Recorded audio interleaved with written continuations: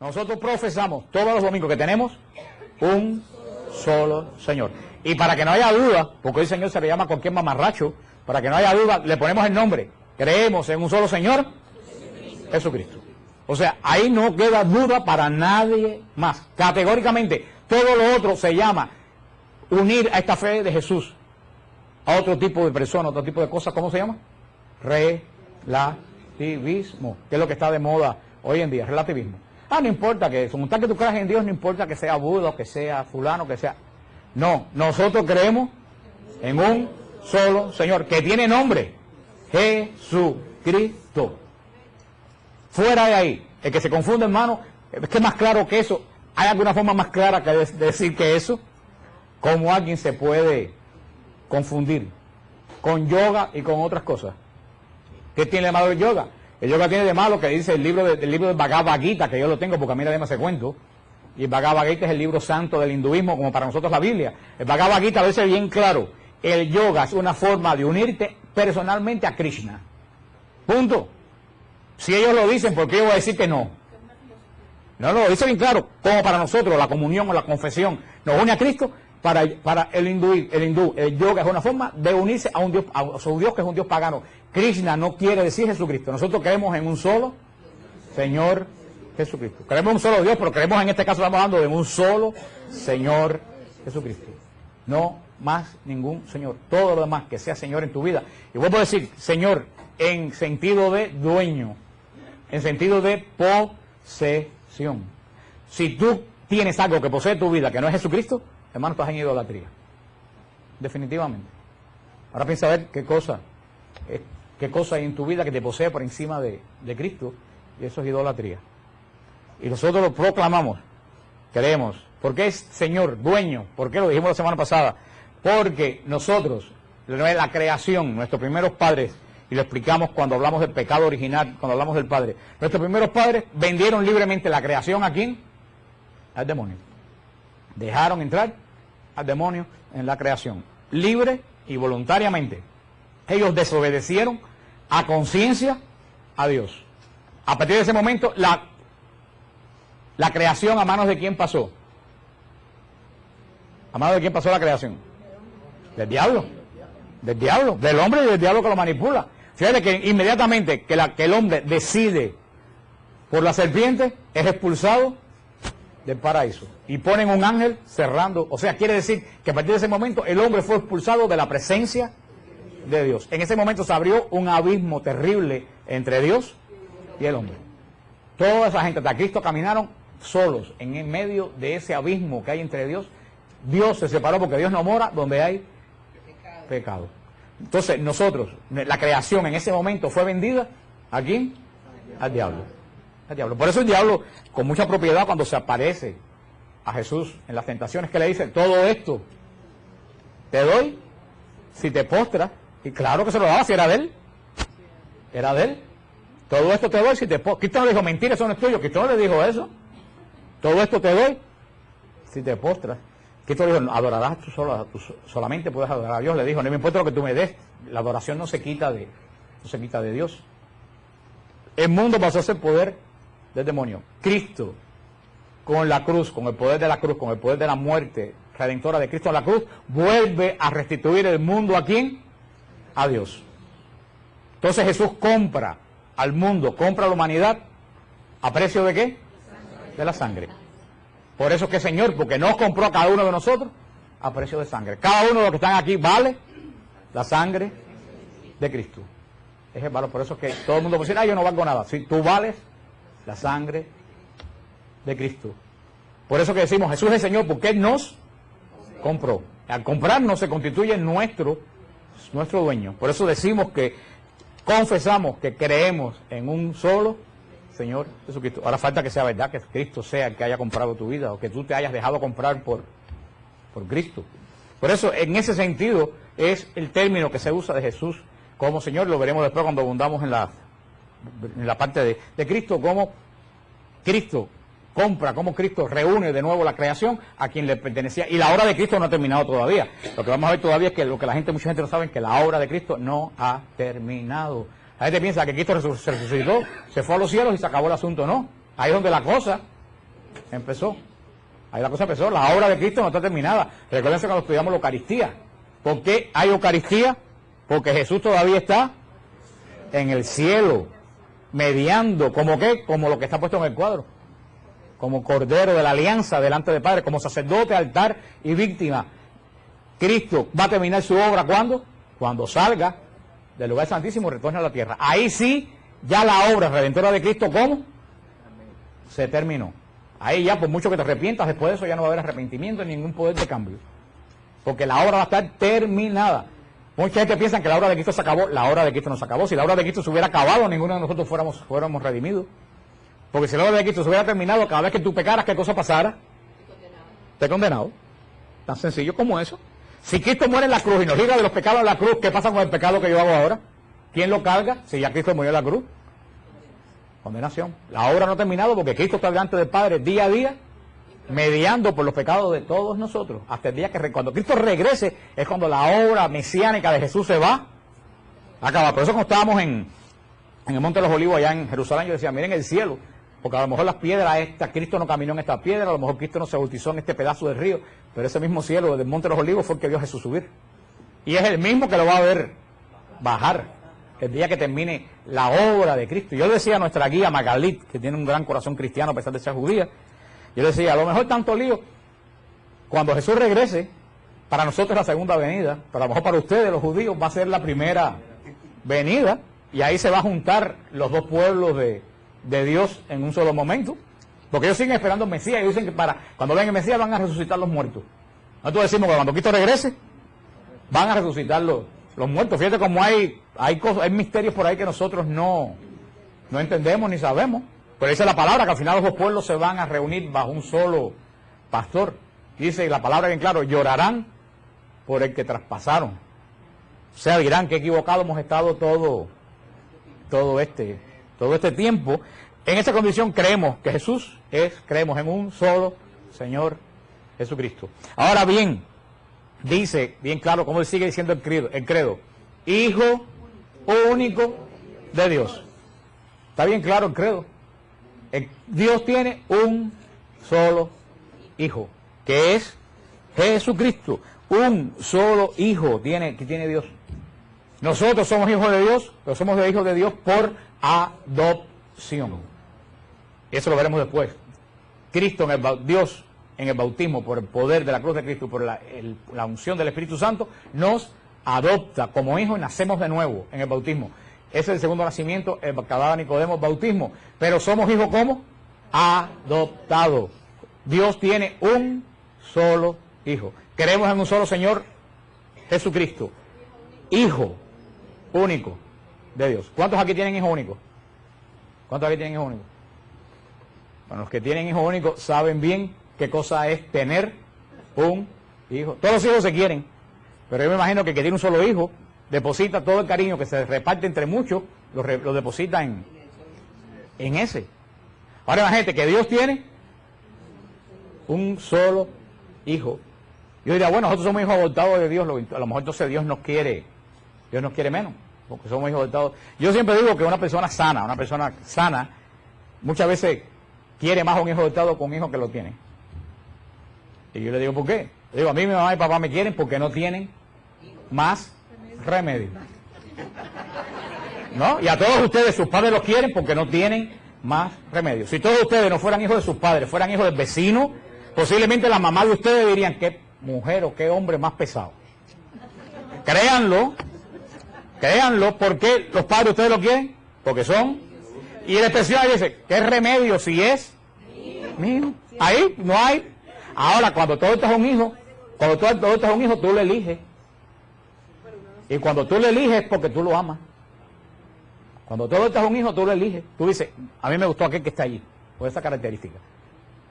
Estoy seguro que si nuestros padres nos hubieran dejado elegir a cada uno de nosotros, nos hubieran elegido totalmente diferente.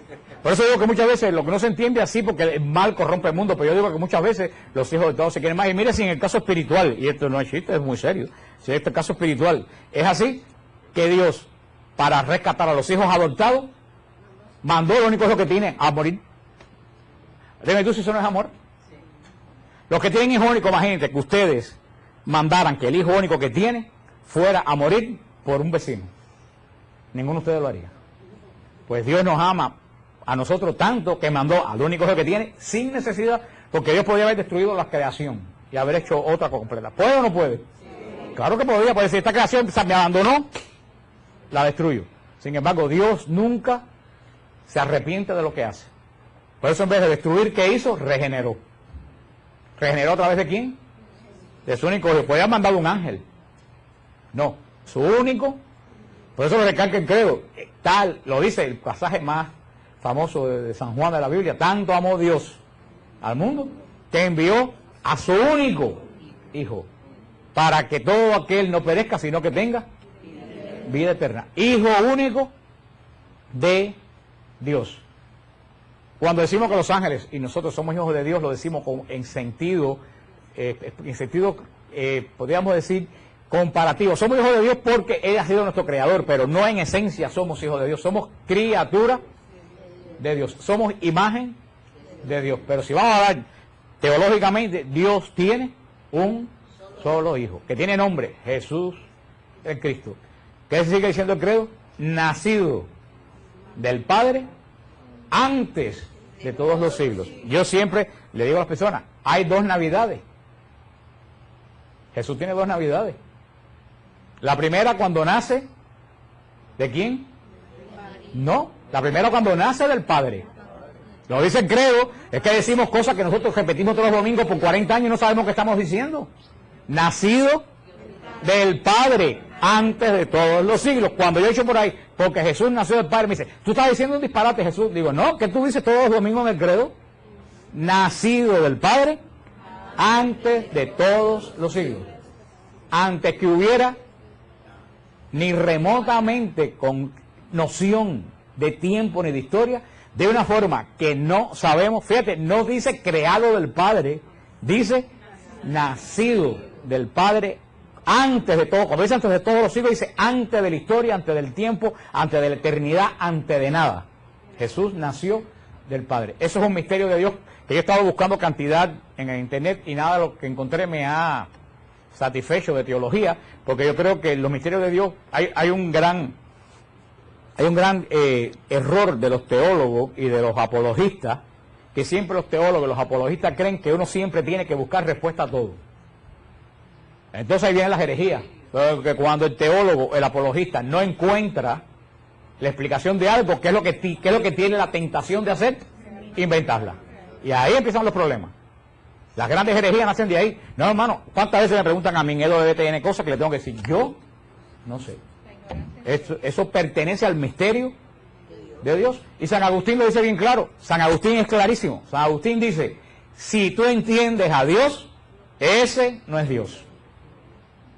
Se lo voy a repetir. Si tú entiendes a Dios, ese, estate seguro que no es Dios. Porque Dios es incomprensible para nuestra mente. De Dios sabemos poquísimo, es lo que sabemos de Dios. Y haciendo estos estudios me he dado cuenta que la mitad de las cosas que he leído de teólogos muy respetados yo lo he desechado. Porque yo dije, eso es pura especulación. Y yo no especulo con las cosas de Dios. Nacido del Padre, no sabemos cómo fue eso.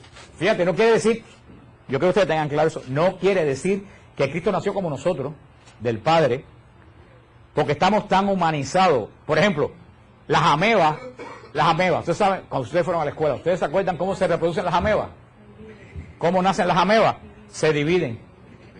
La ameba, que es un bicho así, en Puerto Rico son malos, un animalito, una bacteria, la ameba es redonda, se empieza a hacer así, así, cuando llega aquí, ¡pum!, nacen dos. Así como ellos se reproducen. A nosotros eso tiene sentido, ¿no? O sea, muchas lombrices, ¿cómo se reproducen también ellas mismas? Son macho y hembra. O sea, hay diferentes formas de generación que no es de la forma en la cual nosotros nacemos. Lo que pasa es cuando dice nacemos, enseguida nos viene a la mente nuestro nacimiento de una forma que no entendemos, así como la ameba se genera de una forma diferente. La lombriz se genera de una forma diferente. Nosotros nos generamos de otra forma diferente, de una forma que nosotros no podemos entender, porque Dios es uno. En un momento antes de que existiera nada, antes que existieran las galaxias, en un momento de la historia, Jesús nació, se desprendió, se generó, no podemos decir, de el Padre. Así que Jesús tiene dos nacimientos. tiene el momento que no había tiempo, por eso que no lo celebramos, en que nació ¿de quién? Del Padre. Y el segundo momento, que es cuando nace como hombre, cuando nace de María la Virgen como hombre, que eso es, vamos, la otra parte del credo, de cuando habla de Jesús, pero en un momento donde tu mente ni siquiera puede llegar. Ustedes nunca se han puesto a pensar dónde termina el universo. Yo sí me lo he pensado muchas veces y he dicho, pero cuando tú te pones a pensar en eso, tú llegas a la conclusión de que nada tiene sentido. Porque tú dices, si el universo no tiene fin y los científicos aceptan que el universo es eterno, entonces ¿por qué no aceptan que Dios no tiene principio ni fin? Si aceptan que el universo no tiene principio ni fin. Cuando tú piensas en esto, bueno, antes que todo eso pasara, hasta antes que el hueco del universo se hiciera, Cristo nació ¿de quién? Del Padre. Nacido del Padre antes de todos los siglos. Ese es uno de los grandes misterios de Dios. El Padre Francesco lo explicó muy bien en el retiro de Tampa. Dice que Dios es tanto amor, es una forma mística, no de explicar la Trinidad, no es una forma teológica, pero dice que Dios es tan fuerza de tanto amor que una persona solo no se puede amar, porque una persona solo, si se ama el solo, ¿qué cosa es eso? Egoísmo, y Dios no puede ser egoísta. En Dios hay tanto amor que ese tanto amor que había en Él generó en otra persona que es su hijo. Y después el amor que se tenía el Padre y el Hijo era tan profundo que se generó en el Espíritu Santo. Es una forma mística para nosotros poder entender que Dios es familia, que Dios sabe lo que es la paternidad. Por eso lo decimos bien claro en el credo, en el versículo de San Juan 8:58, Jesús con toda claridad habla de su eternidad. Jesús dice en el Juan 8:58, amén, amén. Cuando en la Biblia Jesús dice amén, amén, para el oído, porque es que va a decir algo profundamente importante. Dice Jesús, amén, amén. Es una forma judía de llamar la atención. Amén, amén. Yo os digo, antes que Abraham existiera, yo soy. Ahí Jesús, un carpintero de 30 años, está diciendo, oye bien lo que les digo, antes que Abraham existiera, yo soy. Hay una prueba clarísima por eso solamente, yo muchas veces le digo a algunas personas, hay dos opciones, o Jesús es Dios, o es un mentiroso. ¿No hay opción? Todo eso no, que Jesús es un gran hombre, que Jesús es un gran filósofo, no. Jesús, hay dos opciones, o es Dios, o es mentiroso. No hay más ninguno. Y yo escogí por la primera. Yo escogí por la primera. En este pasaje se afirma la existencia eterna de Jesús. O sea, aquí ya Jesús se está comparando con la revelación del nombre de Dios en el Antiguo Testamento. El Evangelio de San Juan es el único que llama a Jesús continuamente, yo soy. Yo soy el pan de vida bajado del cielo. Yo soy la puerta. Yo soy el camino. Antes que Abraham existiera, yo soy. Continuamente Jesús en el Evangelio de Juan está diciendo, yo soy, yo soy, yo soy. En el griego, ese griego se dice ego eimi. Ego eimi, yo, o también como se dice la frase completa, ego eimi o eimi, yo soy el que soy. Es la traducción, que es lo que usa el pasaje que el Nuevo Testamento está escrito en griego. Se cree que hay una fuente hebrea que se perdió, nunca se ha encontrado la fuente hebrea, posiblemente la de Mateo, original hebrea, nunca se ha encontrado. Todo lo que hay de antigüedad del Antiguo Testamento se está escrito en griego, porque era el lenguaje culto del momento. Este Jesús divino, al encarnarse en el vientre de María, es cuando toma el nombre humano de Jesús. Anteriormente, a la encarnación de Jesús en el vientre de María, Jesús es de forma totalmente como espiritual. ¿Te voy a decir algo? Antes de la encarnación, Jesús es Espíritu Santo. No es el Espíritu Santo, es Espíritu, tal como el Espíritu Santo es en este momento, así también era Jesús antes de la encarnación. Jesús se encarna en el vientre de María y es como Juan, en el Evangelio de Juan, Juan usa una palabra griega, de una terminología griega legal, para definir a Jesús antes de la encarnación, el verbo, el logos, en griego, logos, el verbo. Juan busca esa palabra, o también se usa la terminología para la Trinidad persona del código legal romano para decir algo que existe, pero que verdaderamente no sabemos exactamente cómo calificarlo. Porque ahora tenemos toda la Biblia escrita, pero acuérdense que en la época de Juan, ¿qué había del Nuevo Testamento? Nada. Juan tuvo que fabricar, y los padres de la iglesia, toda la teología de la nada. Por eso que Juan dice, Cristo entre la encarnación era el Logos, era el Verbo, la palabra de Dios, pero no una palabra de Dios estática, como escrita en un libro, una palabra de Dios que es viva, por eso que le llama Verbo, la palabra de Dios que siempre está en acción. Filipenses 2, del 6 al 11, Filipenses 2, del 6 al 11, nos da la esencia de lo que ocurre con Jesús en la encarnación.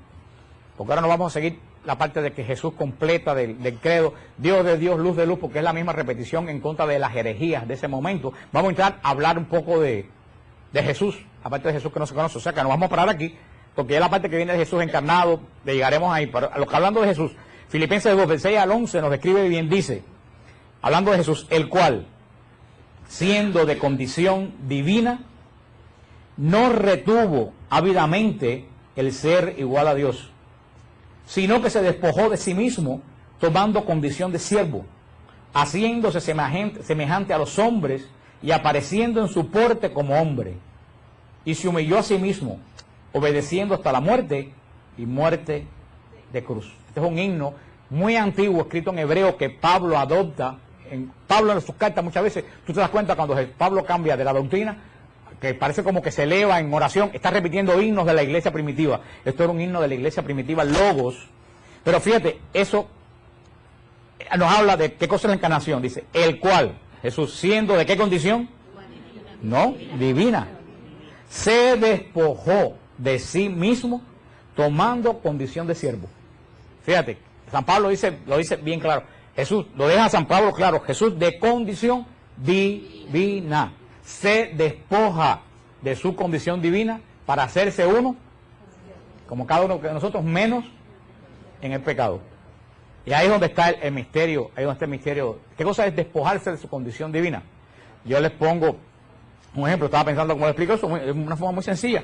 Yo cuando juré la ciudadanía americana, yo tuve que jurar que dejaba atrás la ciudadanía cubana.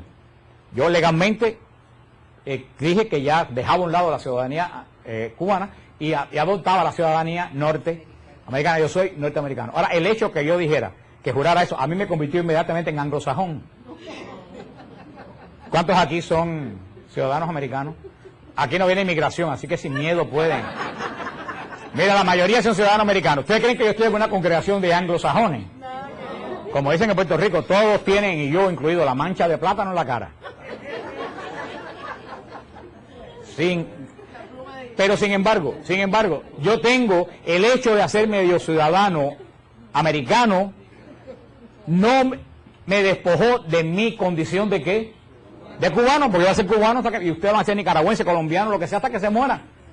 Hemos dejado atrás una etapa para aceptar otra, pero eso no nos quitó nuestro origen. ¿Ustedes entienden eso que les quiero decir? Cuando yo vine de Cuba, yo había estudiado licenciatura en ciencia económica en Cuba, y yo fui a Nueva York y empecé a trabajar de portero. En Cuba, aunque era la miseria que había, pero como quiera que sea, era un licenciado, quien había ido a la universidad. Aquí, ¿qué cosa era? Un portero. Ahora, el que yo me pusiera hoy, por ejemplo, los médicos que vinieron de Cuba a principios del exilio, que se tuvieron que poner a lavar, limpiar baños en los hoteles en Miami Beach, perdieron su condición de médico. No, se hicieron trabajadores de limpiar, pero no perdieron su condición de médico, porque después fueron y revalidaron los títulos. Así es lo que pasó con Jesús. Jesús se despojó de su condición divina sin perderla, como el médico que se puso a limpiar baños temporalmente y dejó a un lado el título de médico. Mire, doctor, venga acá. O el caso cuando yo fui portero. Jesús se despojó, no quiere decir que dejó de ser Dios, sino que dejó su condición divina. Hechos que eran relativos a Dios, como la reverencia que se le debe, la adoración a Dios que no se puede ver si no muere. Dice nadie puede ver a Dios y seguir vivo. Esas características de Dios fue la que Jesús dejó a un lado para tomar, ¿qué cosa? Nuestra condición humana, y no solo nuestra condición humana, tomar condición, lo dice San Pablo, de siervo. Fue más abajo que nosotros. Porque Jesús viene a someterse. Jesús se pone en una condición todavía mucho más abajo que la condición de nosotros. Pero ustedes entienden eso, no es que Jesús deja temporalmente de ser Dios, Jesús sigue siendo Dios, Él se despoja voluntariamente de ciertas condiciones divinas, que características de Dios, para asumir, porque si no se despoja de esas características, nunca hubiera sido verdadero hombre. Porque mucha gente piensa que Cristo era hombre, pero que no le doían los clavos en la cruz. No, Cristo, lo decimos también, vamos a ver después, verdadero Dios y verdadero hombre. Jesús se hace un hombre como cada uno, y vamos a ver después cuando lleguemos a qué tipo de conocimiento tenía Jesús, porque vamos a llegar ahí, que hay mucha confusión respecto a eso. Pero estábamos solamente en esto que dice San Pablo, en la carta de los Filipenses, dice que Jesús nos retuvo para hacer derecho de ser Dios. Si bien siempre lo fue, es y será antes y después de la encarnación, se despojó. Dice en este estudio, no significa que haya dejado de ser Dios, sino que se adapta a la condición de hombre y asume una condición que no era la suya. Ese despojarse, se dice en griego kenosis. La kenosis. Cristo se despoja voluntariamente de esos atributos divinos. Esa es la palabra exacta que usa San Pablo, kenosis. La realidad humana de Cristo, San Pablo le explica verdaderamente, magistralmente en la carta de los Filipenses. Por eso les recomiendo a ustedes esta semana que estudien la carta de los Filipenses. Jesús toma condición humana, pero condición más abajo de la condición humana, condición de siervo. Fíjate tú si toma condición de siervo, que por eso nosotros nacemos en un hospital. ¿Jesús dónde nace? En un pesebre. Y nace en un pesebre porque nadie los quiso albergar en la casa de familias que había en ese momento ahí. O sea, nace más abajo que todos los que estamos aquí. Jesús llega a decir en un momento de su vida, hasta las zorras tienen un hueco donde meterse y yo no tengo donde reclinar la cabeza. Gracias a Dios, aquí que más y que menos tenemos donde reclinar la cabeza. El día que nos muramos, por mucho que suframos, vamos a morir en un hospital con aire acondicionado, con anestésicos para aliviar el dolor, con sueros, con comida, con sábana limpia. Jesús murió sin poder ni siquiera recostar la cabeza en la cruz por las espinas. Aquel que más y que menos se compra desde ahora su tumba. Jesús tuvo que ser enterrado en una tumba ajena. ¿Quiénes son enterrados en tumbas ajenas?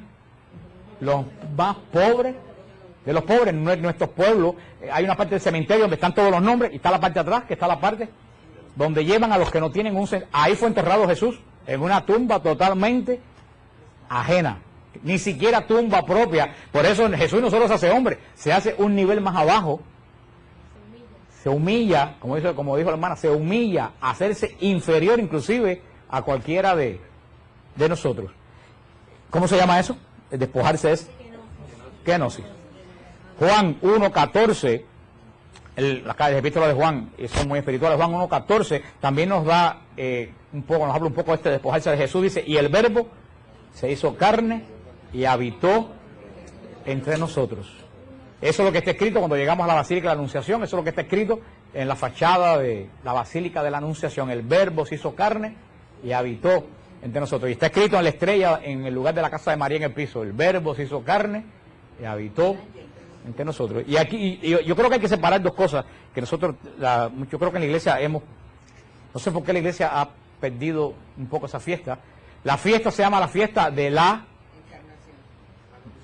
Anunciación. El 25 de marzo es la fiesta de pero una cosa es la Anunciación y una cosa es la Encarnación. La fiesta es de la Anunciación, pero el hecho es la Encarnación. Se lo voy a repetir. La fiesta es de la Anunciación, pero el hecho es la... ¿Y por qué la fiesta se llama Anunciación? Porque la gente del Señor se María, por supuesto, pero no es eso. ¿Tú sabes por qué se llama encarnar? Porque no sabemos en qué momento Dios se encarnó en el vientre de María. Ahí no dice que en ese momento se encarnó. Ahí dice que el ángel le dijo, vas a ser la madre del Altísimo. Y ella dijo, aquí está la esclava del Señor. ¿Y qué dice? El ángel se retiró. Ahí no dice en qué momento fue la encarnación. Ahí solamente es la Anunciación. María es anunciada. Pero en un momento no sabemos si fue a poco rato, no sabemos si fue es por la tarde, si fue por la noche, si fue otro día. En un momento, cuando María dice el sí, ocurre la encarnación. Y ese es el hecho que yo creo que en la iglesia debe haber una fiesta tan grande como la Navidad para señalar la fiesta de la encarnación. Yo creo que la fiesta de la Anunciación está como que muy apagada, no se menciona. Y no hay crucifixión si no hay encarnación. Y no hay resurrección si no hay encarnación. Y no hay Cristo si no hay encarnación. Yo creo que la encarnación es, por eso yo le digo a las personas cuando llegamos a Nazaret, hermano, este lugar donde vamos a entrar es el lugar más santo de toda la tierra, más santo que el Calvario. Porque si, al final yo dejo para las preguntas, si Jesús no se encarna, Jesús no muere. O sea que el hecho central, y lo dijo el Papa en el jubileo, fíjate, que el jubileo del año 2000, no celebramos 2000 años de la resurrección, celebramos 2000 años de la encarnación y del nacimiento, pero sobre todo de la encarnación. Ese es el momento, para mí es el momento más importante de toda la eternidad. El momento que la segunda persona de la Trinidad, por puro amor, entra al vientre de una virgen nazarena que lo quiera coger. Para mí ese es el momento central de toda la historia de la humanidad. Como os he dicho tantas veces, que dice, yo sé San Ireneo, San Jerónimo, se dice los 3 hechos más importantes de la historia ocurrieron en vientres y en el silencio. La encarnación en el vientre de María, el nacimiento en el vientre de la noche, o sea, en lo profundo de la noche, y la resurrección en el vientre de la tierra. Los 3 hechos más importantes en silencio y en la profundidad del vientre de María, de la noche y de la tierra. La encarnación, y es la importancia que yo creo que ustedes se lleven hoy en la mente, la encarnación del Verbo es el hecho más importante. Yo me imagino que en el momento que el Verbo entró en las entrañas de María, yo estoy seguro que todas las milicias angélicas tienen que haber temblado y tienen que haberse arrodillado. Yo estoy seguro que todas las galaxias tienen que haber temblado en el momento en que la segunda persona de la Trinidad entra en el vientre de una virgen. Y yo decía el otro día, y lo decía, no me acuerdo, lo decía el padre en una de las charlas que nos dio el padre Rolando en Israel, Dios no podía haber venido mayor, Dios no podía haber venido hombre ya. Claro que sí que Dios podía haber venido hombre, si Dios todo lo puede. Dios podía haber bajado de una nube, ya hombre, y habernos redimido hecho hombre ya. Pues Dios podía haber bajado hombre, haber aparecido como Moisés, como Melquisedec, que apareció sin principio. Y sin embargo, Dios necesita para hacer la redención, ¿a quién necesita? A María. Ahora digo, si Dios necesitó a María, ¿por qué nosotros vamos a prescindir de ella? Explícame. Yo voy a dar una oportunidad para que todo el mundo pues apague sus celulares. Revisen por favor sus celulares, que es una norma que tenemos acá, los ponen en vibrato, la cosa esa que se mueve, por respeto a la clase. Pues esa participación, porque fíjense que aquí está la parte más importante de todo. Dios pone toda la divinidad, pero María pone toda la humanidad. No hay ser humano que ponga más en la formación de Cristo que María. O sea, Dios pone toda su humanidad y María pone toda su humanidad. Y entre la divinidad de Dios y la humanidad de María nace Jesús de Nazaret. Así que fíjate, no estoy diciendo que María es Dios, pero para mí la persona más importante de toda la creación es María. Porque si Dios le escogió para que su único hijo tomara, no solo tomó cuerpo, tomó toda la genética de Cristo. Toda la genética de Cristo proviene, ahora que se sabe tanto de genética y de genomas y de todo eso, toda la genética de Cristo está tomada de María, porque Cristo no tiene padre humano. O sea que yo siempre he pensado que Jesús y María tienen que haberse parecido como 2 gotas de agua. Porque nosotros nos parecemos a nuestro papá, a nuestra mamá, pero Jesús solamente tiene rama materna humana. María provee, toda la genética de Jesús proviene de María. Si Dios Padre escoge el material de María para hacer a su hijo, hermano, algo tiene que haber encontrado Dios en esa mujer. ¿Y quién eres tú para decir que es una mujer como otra cualquiera? ¿Quién eres tú? ¿Quién eres tú para decir que es una mujer como otra cualquiera? Si cada uno de nosotros pudiéramos escoger nuestra madre, escogeríamos una perfección de madre. Dios pudo escoger su madre. ¿Cómo no la va a escoger? Fíjate con qué detalle, si ustedes van al libro de Éxodo, y esto es muy importante, fíjate, si ustedes van al libro de Éxodo, con cuánto detalle Dios describe el arca de la alianza. Léanse el Éxodo. Dios no dijo hagan una caja y pongan no, Dios dice que tenga tanto de alto, tanto de ancho, tanto de profundidad, la recubre con tantos de oro, le pones tantas argollas, le pones tantas. Dios de un capítulo entero describiendo cómo Él quiere que hagan el arca de la alianza minuciosamente, con medidas específicas. ¿Qué cosa iba a contener el arca de la alianza? Las tablas de la ley. Ahora imagínate, ¿cómo Dios no va a hacer con medidas específicas aquella que va a contener a su hijo? ¿Cómo no lo va a hacer? Como me decía un pastor una vez, me escribió también otra persona el otro día, porque esa palabrita parece que la usan, porque ellos tienen unas gracias, Ramón. Ellos tienen unas palabras un poco raras. Me dice, este hermano que me no, porque María es un vaso desechable. Yo dije, hermano, yo no quiero estar en tus zapatos cuando te enfrentes al hijo de María. Porque tú estás ofendiendo a la madre de Jesús. Así que el problema lo vas a tener tú con él. Yo no. Tú lo vas a tener cuando él te diga, ¿a qué tú le llamaste a mi madre? Porque Jesús es verdadero Dios, pero sigue siendo verdadero hombre, con sentimientos de verdadero hombre. Y un hombre que no quiere a su madre. Yo le digo a la gente, si Cristo no quiere a María, Él no te puede querer a ti. ¿Cómo no va a querer a la que le dio de comer, a la que le enseñó a caminar, a la que se fue a Egipto para que no lo mataran, a la que estuvo 30 años dándole de comer, a la que cuando todos los hombres de pelo en pecho se fueron, lo siguió a pie de la cruz? ¿Cómo no va a querer si te va a querer a ti, que eres un sinvergüenza? La prueba de que Dios me ama a mí es que más que a mí ama a María. Eso es lo que esta pobre gente están tan obnubilados que eso es sentido común, eso no es teología, eso es sentido común. Jesús toma toda su humanidad de María. Por lo tanto, aunque no estamos hablando de María ahora, María tiene que haber sido un ser tremendamente excepcional, más allá de lo que todos nosotros tenemos imagen que pueda haber sido. Aquella que Dios escogió para, fíjate, vuelvo a decir, no es el arca donde se pusieron unas piedras adentro, no es que Dios bajó espiritualmente, no. La segunda persona de la Trinidad entró en el vientre de María, se hizo ¿qué? Hombre, y nunca volvió a ser espiritual. Jesús no es espiritual ahora. Jesús resucitó físicamente, de una forma gloriosa que no sabemos, pero sigue siendo físico, como nosotros. Luego entonces, la carne que cogió Jesús en el vientre de María es la misma que tiene en el cielo. Es la misma que tiene en el cielo. Por eso es que María es llevada al cielo. Porque parte de esa carne de Jesús es de María. Por eso es que María no puede tampoco conocer la corrupción como no la conoció Jesús. Por eso es que María es llevada al cielo. Porque María es el vaso no desechable, el vaso sagrado, el cual Dios tomó de oro, como dice Mirta, para depositar a su único hijo. Y vuelvo a decir, todo esto lo tiene María porque ella es buena.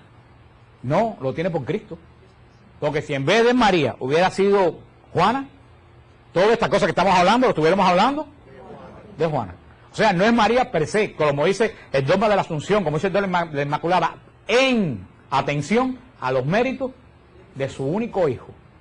Porque, y lo vamos a ver después, Jesús es hijo unigénito de Dios y primogénito de María. Y vamos a ver después, así como Dios tiene un solo hijo, María tiene que haber tenido solamente un solo hijo.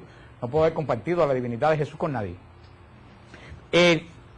Este aspecto de la encarnación que vamos a seguir viendo la semana que viene, que lo subraya San Juan tremendamente en el capítulo 1 de su Evangelio. El capítulo 1 del Evangelio de Juan se le llama el Génesis del Nuevo Testamento. ¿Se recuerdan cómo se dice Génesis en hebreo? ¿Quién se acuerda? ¿Alguien lo dijo por ahí? ¿Cómo se dice? No dijeron ñiñiñi por ahí. Eso no es hebreo. Eso no es hebreo. El Génesis en hebreo se dice Bereshit. Bereshit se dice que la palabra Bereshit quiere decir en el principio. Así comienza, la palabra de Dios comienza en el principio, Bereshit. El Evangelio de San Juan, ojo, el Evangelio de San Juan comienza con la misma palabra, en el principio. Fíjate que el Evangelio de Juan comienza con la misma palabra del Génesis. ¿Cómo comienza el Génesis? En el principio, la tierra era un caos y Dios flotaba ¿Cómo comienza el Evangelio de San Juan? En el principio era Dios. Por eso se le llama el Génesis del Nuevo Testamento. En el principio era Dios. Con esto vamos a terminar hoy, después seguimos la semana que viene, pero quiero leerle para que ustedes tengan la constancia completa del Evangelio de Juan, no de mi traducción, sino de la original. Dice, en el principio existía la palabra, y la palabra estaba junto a Dios, y la palabra era Dios. Ella estaba en el principio junto a Dios. Todo se hizo por ella. Cuando dice ella se refiere a la palabra. Y sin ella no se hizo nada.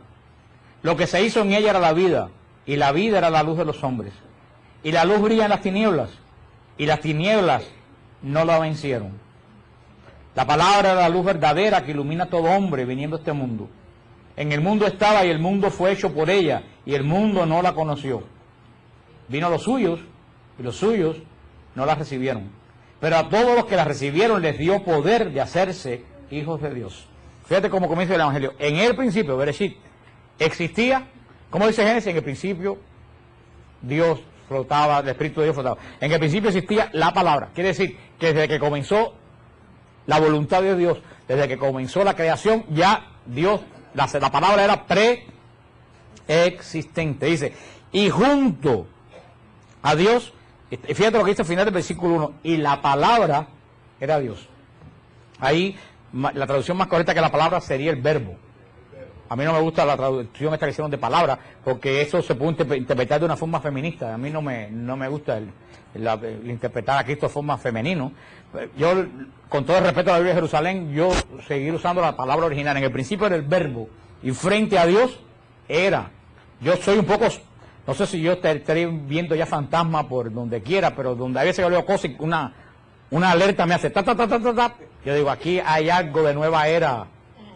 Porque la nueva era es como las cucarachas, tú las terminas por un lado y sales por el otro. Y donde menos tú te lo imaginas, y a lo mejor la gente que está haciendo la traducción ni se da cuenta que la nueva era se lee. Porque es tan sutil que se cuela, que hasta tú mismo tienes calado, te das cuenta que dijiste algo que puede sonar a nueva era, porque ese es el engaño del demonio. Pero fíjate, vamos a poner con la palabra verbo. En el principio era el verbo, y el verbo estaba junto a Dios, y el verbo era Dios.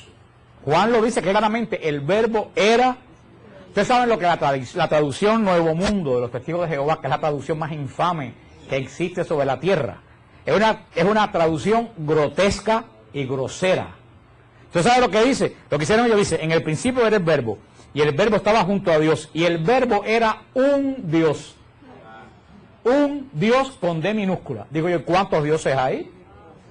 El verbo era un Dios. O sea que parece que hay muchos dioses. Colaron la palabra un, que no existe en el original griego. Dice, y la palabra era Dios. Por ella todo se hizo en el principio. El verbo se hizo carne. Esta palabra que se usa aquí en griego es la palabra ginomai, que significa llegó a ser. En un momento de la historia, esa persona espiritual se hizo. Cuando dice carne, quiere decir que en un momento determinado del tiempo y del espacio se hizo uno igual que nosotros, menos en el pecado. La semana que viene vamos a hablar entonces de la conciencia de Cristo, de qué conciencia tenía Cristo de sí mismo, porque hay mucha confusión con eso. Hay una cantidad de disparates sobre qué piensa Dios, cuál es la naturaleza de Dios, cosa que nosotros los católicos verdaderamente no se nos explica. Porque cuando se explica, nosotros no vamos a las clases que se dan. Y en las predicaciones de los domingos casi siempre son bastante, no sé, nadie se quiere meter en estos problemas. Así que vamos a hablar de esa parte de la teología la semana que viene. ¿Qué cosa hay en tu vida que te posee por encima de Cristo? Y eso es idolatría. Y nosotros lo proclamamos. Creemos. ¿Por qué es Señor, dueño? ¿Por qué lo dijimos la semana pasada? Porque nosotros, la creación, nuestros primeros padres, y lo explicamos cuando hablamos del pecado original, cuando hablamos del Padre, nuestros primeros padres vendieron libremente la creación ¿a quién? Al demonio. Dejaron entrar al demonio en la creación. libre y voluntariamente. Ellos desobedecieron a conciencia a Dios. A partir de ese momento, la creación, ¿a manos de quién pasó? ¿A manos de quién pasó la creación? Del diablo. Del diablo, del hombre y del diablo que lo manipula. Fíjate que inmediatamente que el hombre decide por la serpiente, es expulsado del paraíso. Y ponen un ángel cerrando. O sea, quiere decir que a partir de ese momento el hombre fue expulsado de la presencia. Nosotros profesamos todos los domingos que tenemos un solo Señor. Y para que no haya duda, porque hoy el Señor se le llama a cualquier mamarracho, para que no haya duda, le ponemos el nombre. Creemos en un solo Señor, Jesucristo. O sea, ahí no queda duda para nadie más. Categóricamente, todo lo otro se llama unir a esta fe de Jesús a otro tipo de persona, otro tipo de cosas. ¿Cómo se llama? Relativismo, que es lo que está de moda hoy en día, relativismo. No importa que, como tal que tú creas en Dios, no importa que sea Buda, que sea fulano, que sea... No, nosotros creemos en un solo Señor, que tiene nombre, Jesucristo. Fuera de ahí, el que se confunde, hermano, es que más claro que eso, ¿hay alguna forma más clara que decir que eso? ¿Cómo alguien se puede confundir con yoga y con otras cosas? ¿Qué tiene el llamado yoga? De Dios. En ese momento se abrió un abismo terrible entre Dios y el hombre. Toda esa gente hasta Cristo caminaron solos en medio de ese abismo que hay entre Dios. Dios se separó porque Dios no mora donde hay pecado. Entonces nosotros, la creación en ese momento fue vendida ¿a quién? Al diablo. Al diablo. Por eso el diablo, con mucha propiedad, cuando se aparece a Jesús en las tentaciones, que le dice, todo esto te doy si te postras. Y claro que se lo daba, si era de él. Era de él. Todo esto te doy si te postras. Cristo no le dijo, mentira, eso no es tuyo. Cristo no le dijo eso. Todo esto te doy si te postras. Cristo le dijo, adorarás tú solo, solamente puedes adorar a Dios. Le dijo, no me importa lo que tú me des. La adoración no se quita de Dios. El mundo pasó a ser poder del demonio. Cristo, con la cruz, con el poder de la cruz, con el poder de la muerte redentora de Cristo en la cruz, vuelve a restituir el mundo ¿a quién? A Dios. Entonces Jesús compra al mundo, compra a la humanidad, ¿a precio de qué? De la sangre. Por eso es que Señor, porque nos compró a cada uno de nosotros a precio de sangre. Cada uno de los que están aquí vale la sangre de Cristo. Es el valor. Por eso es que todo el mundo puede decir, yo no valgo nada. Si tú vales la sangre de Cristo.